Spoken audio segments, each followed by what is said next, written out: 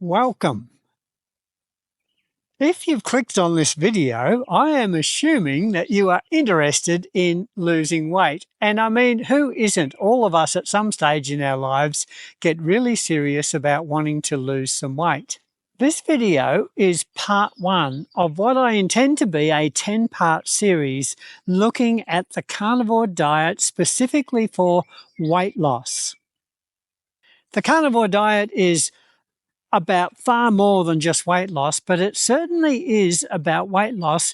And for many people, that's the presenting issue that they have when they begin to look at carnivore for the first time. They want to lose some weight. So if you're here and you're wanting to lose some weight and you're interested in looking at the carnivore diet and wondering whether it could work for you to help you lose some weight, then you are in the right place. So it's my intention, as I said, to make 10 of these videos, a series where we do a really deep dive into the whole topic of losing weight on the carnivore diet. Some of you will have come across me before. If not, my name is Larry. I am the carnivore pensioner and I am 68 years of age and I started carnivore about 8 months ago. When I started carnivore, I was overweight. I was about 45 pounds or 20 kilos or so overweight, and I wanted to lose weight. And that was the biggest issue in my mind when I first looked at the carnivore diet. I was aware that I also had high blood pressure, and I remember thinking at the time, if I could lose some weight and get my blood pressure down, it would be worth trying the carnivore diet. And that was my whole premise for starting. Well, the good news is that 8 months later, I have lost all of that weight and a little bit more. I think I've now lost about 23 kilos. What's that? 47, 48 pounds, somewhere there. And it has been an incredible journey. Not only have I lost weight, but it's been a whole health journey as well, which I'll share more with you over time. Of course, I had tried many diets in the past, and I am assuming that if you are wanting to lose weight, then you have also tried the diets that have been around in the past, and we could probably reminisce on some of the great diets of the past, whether it was the Scarsdale diet or the Jenny Craig diet or the Weight Watchers when we were counting points.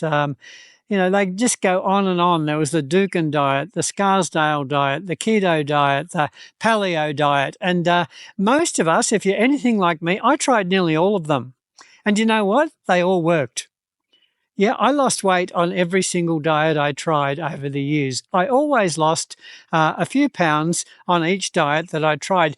But in all of those diets, they all went horribly wrong because, well, to put it bluntly, I was starving.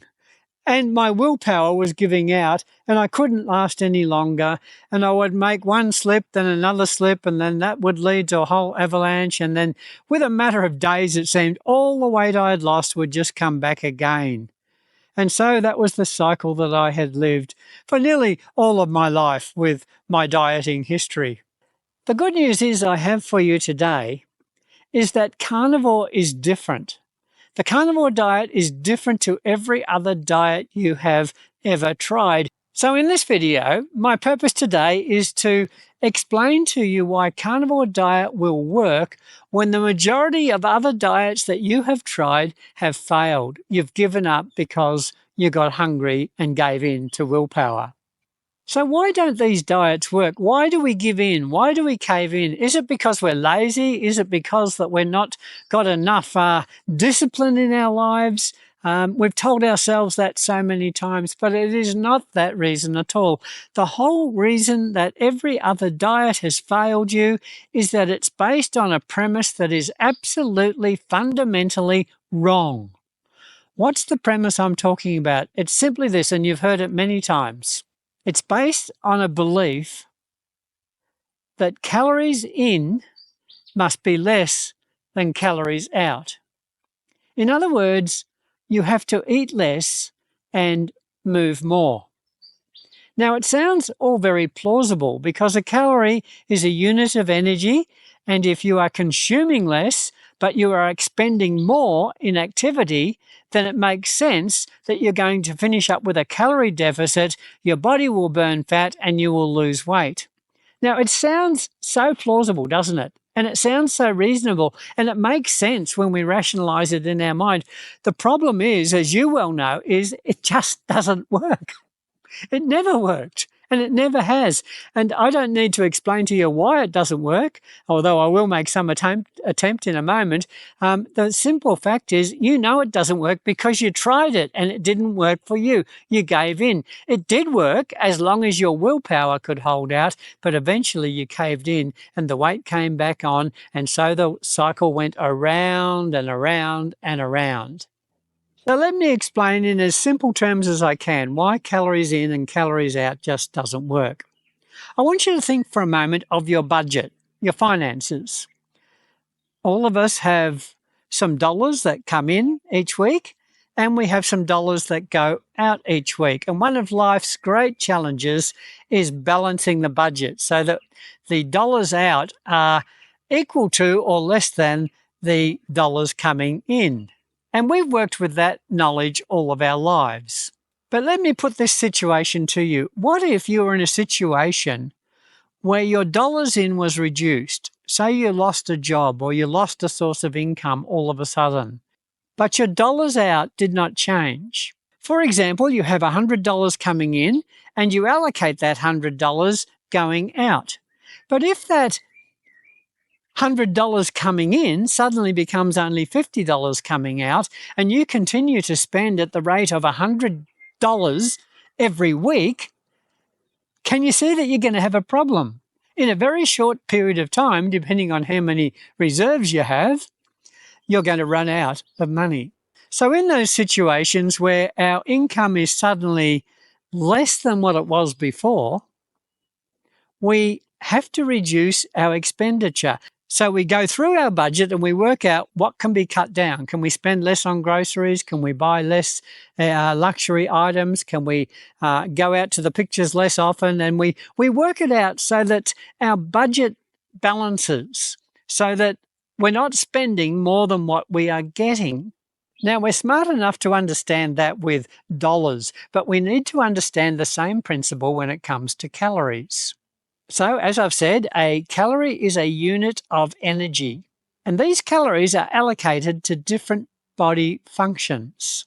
For instance, the body needs calories to warm itself, to keep the body at a constant temperature. And we remember that when we were kids, Mum would take our temperature to know whether we had a fever or not, because the body needs to be maintained at a certain temperature to be in good health. Calories are also allocated to our heart to keep it pumping the blood around our body, and we'd be in trouble if the heart suddenly stopped beating. We would die. We need calories to keep our heart pumping. We need calories to maintain our blood pressure at a consistent level and in a healthy range. We need calories for brain function. And if we're not getting enough calories and we're reduced in calories, you'll find that you are foggy in the brain and you're not thinking as clearly as you were before. Calories give us energy. So if you're depleted in calories, you're going to have less energy and you'll feel lethargic, because the body adjusts the allocation of calories so that it won't die. You see, our body has a marvelous design. It's designed not to die. That's good news, isn't it? But all of these functions are built into the wonderful design of our body so that our body will preserve itself. So if your body is in a situation where it's getting less calories, such as it would when you go on one of these starvation diets, the body then automatically reduces its budget, reduces the number of calories to each part of the body that needs it. And it can do this for a period of time. But if it gets severe, that's when starvation sets in and all sorts of things go wrong. And if you don't eat, you will eventually die of starvation. You see, when we come back to our topic of weight loss is not about calories in and calories out. It's about hormones. Now, what I've said in that one sentence is life-changing if you can grasp it. Weight loss is not about calories, it's about hormones. So that will set us up on a whole new train of thinking. I'm not going to attempt to go into a whole study of hormones today, but just to mention one of the hormones that you have in your body, it's a hormone called ghrelin. And ghrelin has a single purpose in your body, and that is to signal to your body that you are hungry, that it's time to eat. Can you see how that's a preservation mechanism in the body? The body does not want to starve to death. So when it thinks it needs more calories, more food, it will signal to the body, you need to eat. And it will keep enforcing the point until you eat. That's why the hunger pains will get stronger and stronger, because ghrelin, the hormone ghrelin, is doing its job. So can you see what you've done in just about every other diet before carnivore? What you've done is set up a battle in your body between two parties. In the red corner, we have your willpower, but in the blue power, we have hunger, driven by the hormone ghrelin. And we're going to do a battle. So you enter into a diet where you're reducing calories but moving more. You set up this battle scene. Now, how long the fight will last is a matter of how much willpower you've got and how strong your willpower is. So if you've got a lot of willpower, if you've got a lot of grit and determination, you're going to last longer than somebody with less willpower. But you will not win, because ghrelin will always win. And that's the way your body is designed, so that hunger always wins. And it may take a week, it may take a month, it may even take a year if you're that determined, but you cannot hold out against hunger. I think the average time that I would last would be 3 or 4 weeks on any given diet, and then I would cave in to hunger. And then, of course, you know what happens when people falter on their diet and they give in. They are starving, they're hungry, they want to eat, they feel lethargic, they've got headaches, they're craving for food. They give in and they eat, and their diet fails. And then what happens? You feel an absolute failure. You go into this mode where you really beat yourself up and say, I'm just not strong enough. I just don't have enough willpower. There's something wrong with me. And then other people might look at you and think, well, why don't you just lose some weight? Why don't you try harder? You mustn't be serious about weight loss. You must be doing something wrong. And that makes you feel even worse. And you go down in a whole fit of despair and gloom. And that causes you to eat more. And all the weight comes back on. And so this horrible cycle goes round and round and round, as we said. But, and here is the purpose of this video, I've got good news for you, in that carnivore diet is different. The main reason carnivore is different is that it does not put up a contest between your willpower and hunger. It's totally different in the way it works. Let me just give you some of the fundamentals of carnivore. On carnivore, we do not count calories. We don't need a calorie counter or a calculator or a website to measure our calories. And the other good news is that we don't measure portion sizes. We've all been there when we've had to cut down our protein and just have, half a cup of peas and, and we measure everything out. Those days are over. Aren't you glad about that? Carnivore, no calorie counting, no portion measuring. The other good news about carnivore is that you can eat as much as you want. Yes, you heard that right. You can eat as much as you want. Now, obviously, you're not going to go stupid and overeat massively, because, of course, that's going to lead to problems. But you can eat as long as you are hungry. I think the basic rule that I follow with carnivore is that I eat until I am comfortably full. And I've got better over the months at carnivore. I can even be eating a plate full of meat, and I can know almost the exact mouthful when I am full. And I'll have that mouthful and my body will say, that's okay. We're full now. That's enough. And I know to stop, even if I haven't finished everything on my plate. The other thing with carnivore is that you are eating meat, and meat is incredibly satiating. So many foods that we eat, especially with junk food and so much of the food we've eaten in the past, it is not satiating at all. And so you eat it and it's delicious, it tastes sweet, and you're addicted to sugar and carbs and you enjoy it. But the problem is when you've finished it, you're still hungry. So you have another one, another donut, or another cup of French fries, or another hamburger, or another whatever it is. And you keep eating and eating, and that puts on even more weight, and you're in a real big dark, horrible place. But on carnivore, you're just eating meat, and meat is incredibly satiating. Once I've had a piece of steak, I know I've eaten. I feel full, I feel satisfied, and I can go then for many, many hours without even thinking about food again. I can tell you that on carnivore, I am never hungry. I don't have any snacks between meals because I'm just not hungry. I don't feel like snacks.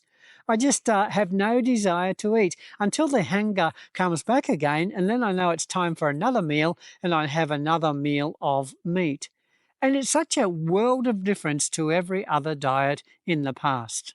Now, I know what you're thinking because I thought the same when I started carnivore. I looked at the carnivore, and my initial reaction was, that is just so extreme.